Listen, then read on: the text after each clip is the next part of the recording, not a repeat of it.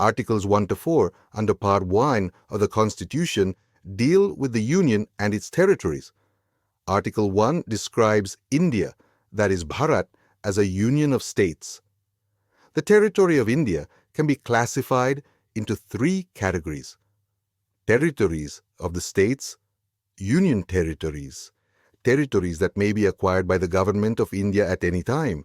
The names of the states and UTs and their territorial extent are mentioned in the first schedule of the Constitution. At present, there are 28 states and 8 union territories.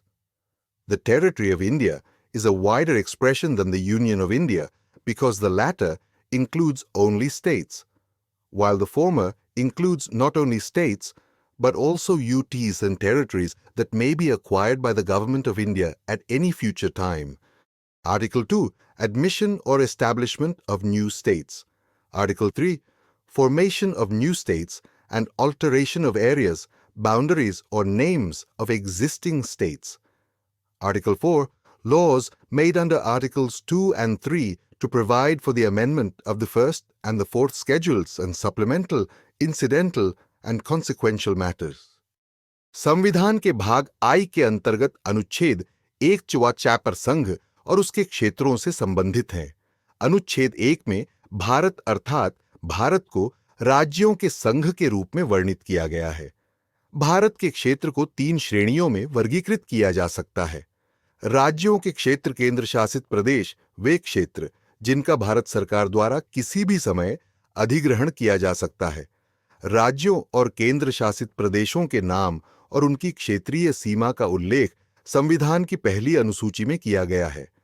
वर्तमान में 28 राज्य और 8 केंद्र शासित प्रदेश हैं। भारत का क्षेत्र भारत संघ की तुलना में एक व्यापक अभिव्यक्ति है, क्योंकि बाद वाले में केवल राज्य शामिल हैं, जबकि पहले में न केवल राज्य बल्कि केंद्र शासित प्रदेश और क्षेत्र भी शामिल हैं, जिन्हें भविष्य में किसी भी समय भारत सरकार द्वारा अधिग्रहित किया जा सकता है।